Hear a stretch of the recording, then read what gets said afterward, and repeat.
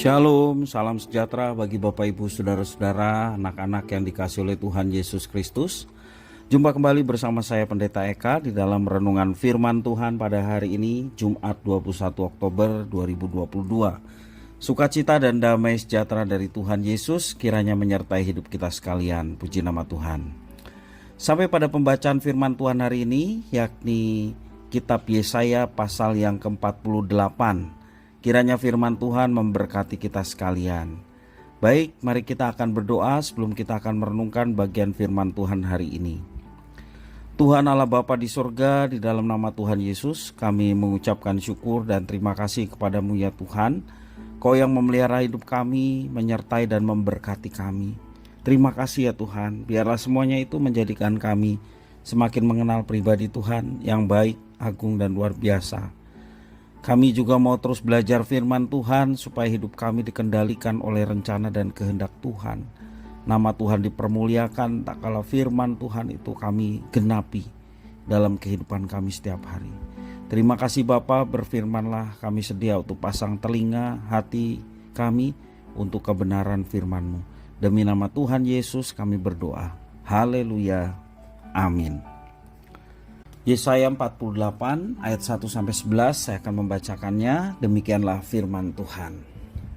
Dengarlah firman ini, hai kaum keturunan Yakub, yang menyebutkan dirinya dengan nama Israel dan yang adalah keturunan Yehuda, yang bersumpah demi nama Tuhan dan mengakui Allah Israel, tetapi bukan dengan sungguh-sungguh dan dengan tulus hati. Bahkan mereka menyebutkan dirinya menurut kota kudus dan mereka bertopang kepada Allah Israel, Tuhan semesta alam namanya.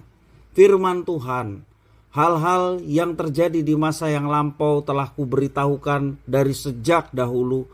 Aku telah mengucapkannya dan telah mengabarkannya. Kemudian dengan sekonyong-konyong aku melaksanakannya juga, dan semuanya itu sudah menjadi kenyataan.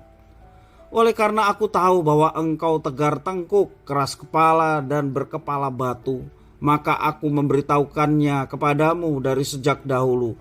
Sebelum hal itu menjadi kenyataan, aku menggambarkannya kepadamu, supaya jangan engkau berkata, berhalaku yang melakukannya, patung pahatanku dan patung tuanganku yang memerintahkannya.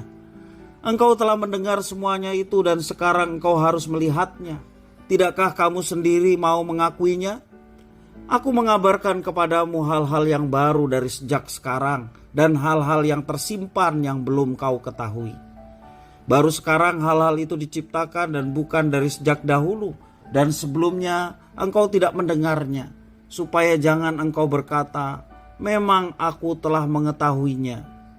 Engkau tidak mendengarnya ataupun mengetahuinya. Juga telingamu tidak terbuka dari sejak dahulu. Tetapi aku telah mengetahui bahwa engkau berbuat hianat sekeji-kejinya, dan bahwa orang menyebutkan engkau pemberontak sejak dari kandungan. Oleh karena namaku aku menahan amarahku, dan oleh karena kemasyuranku aku mengasihani engkau, sehingga aku tidak melenyapkan engkau. Sesungguhnya aku telah memurnikan engkau, namun bukan seperti perak, tetapi aku telah menguji engkau dalam dapur kesengsaraan. Aku akan melakukannya oleh karena aku, ya oleh karena aku sendiri, sebab masakan namaku akan dinajiskan. Aku tidak akan memberikan kemuliaanku kepada yang lain. Bapak Ibu saudara-saudara yang dikasihi Tuhan Yesus Kristus, umat Israel adalah bangsa yang religius. Setidaknya begitulah mereka menyebut dirinya sendiri sebagai keturunan Yakub yang bersumpah demi nama Tuhan.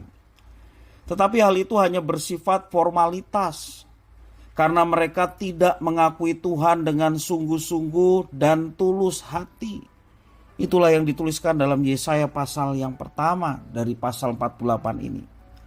Bahkan Tuhan menegur mereka dengan keras dengan menyebut mereka sebagai umat yang tegar tengkuk, keras kepala dan berkepala batu. Tuhan menunjukkan mereka adalah bangsa yang mudah melupakan pekerjaan Tuhan dan mudah berpaling pada berhala-berhala yang ada di sekitar mereka. Tuhan menyebut mereka sebagai pengkhianat yang keji dan pemberontak sejak dari kandungan. Bapak, Ibu, Saudara-saudara, pada hakikatnya Tuhan ingin umatnya itu mengingat segala firman-Nya dan percaya sungguh-sungguh dalam karya Tuhan yang begitu ajaib. Hal itu sudah ditekankan oleh Tuhan sejak zaman Nabi Musa, bahwa orang Israel harus mengajarkan secara berulang-ulang kepada anak-anak mereka, pada keluarga mereka, tentang pembebasan Tuhan. Hal ini supaya bangsa Israel tidak berpaling dari Tuhan dan kembali menyembah dewa di Mesir, seperti di Mesir. Karena Tuhan begitu panjang sabar dan berbelas kasihan, maka diulangi kembali pengingat tentang penghukuman di masa lalu itu dan peringatan supaya kemuliaan nama Tuhan tidak lagi dinajiskan dengan berhala. Sifat agamawi memang bukanlah hal yang berkenan bagi Tuhan. Dalam kitab Injil pun Tuhan Yesus selalu mengkritik para pemuka agama yang legalistik, yang di dalamnya tidak ada pengakuan yang sungguh-sungguh kepada Tuhan. Hanya tampilan religiusitas secara kelihatan, tetapi di dalamnya kosong. Bapak, Ibu, Saudara-saudara yang dikasihi oleh Tuhan, banyak anak Tuhan saat ini bersikap legalistik, begitu rajin beribadah ke gereja, tetapi tidak dengan sungguh-sungguh. Kita perlu terus mengingat akan karya dan kebaikan Tuhan di sepanjang hidup kita, terutama penebusan yang dilakukan oleh Tuhan di dalam Yesus Kristus ketika Dia mati di kayu salib. Kita perlu berfokus pada firman Tuhan, dan lebih dari itu kita mau melakukan firman Tuhan dalam kehidupan kita sehari-hari, agar ibadah kita tidak terjebak di dalam ritualitas kosong yang tidak berarti dan tidak berguna. Jangan juga kita menjauhkan diri dari pertemuan ibadah. Mungkin kita menemukan orang-orang di dalam gereja yang tidak sesuai dengan kehendak kita, ataupun tidak seperti yang kita pikirkan dan kita harapkan. Justru ada banyak orang-orang yang menurut kita mengecewakan dan tidak memberikan teladan di dalam kehidupan. Bapak, Ibu, Saudara-saudara, jangan kita terjebak dalam kedua hal tersebut. Baik kita rajin ke gereja, tetapi kehidupan rohani kita kosong. Sebaliknya kita malas ke gereja oleh karena ada banyak alasan-alasan yang kita buat sendiri, yang sesungguhnya kita malas untuk melakukannya. Mari kita rajin beribadah sebagaimana Tuhan telah mengingatkan kita, bahwa selalu mengingat dan mengkhususkan hari perhentian, hari Sabat, hari Minggu untuk kita berbakti kepada Tuhan, memuji memuliakan Tuhan bersama-sama dengan yang lain dengan tulus hati, bukan sekedar rutinitas ataupun ritualitas saja, tetapi sungguh-sungguh kita boleh mengalami pembaruan rohani dalam setiap ibadah yang kita lakukan. Jangan juga kita malas, sebab firman Tuhan mengajarkan, janganlah kita menjauhkan diri dari pertemuan-pertemuan ibadah seperti yang dibiasakan oleh beberapa orang, tetapi dengan tekun kita melakukannya menjelang hari Tuhan yang semakin mendekat. Firman Tuhan dengan jelas mengatakan demikian. Mari kita rajin beribadah, memuji memuliakan Tuhan, disertai sikap hati yang benar-benar menyembah, kerinduan yang teramat sangat untuk menghampiri tahta Tuhan.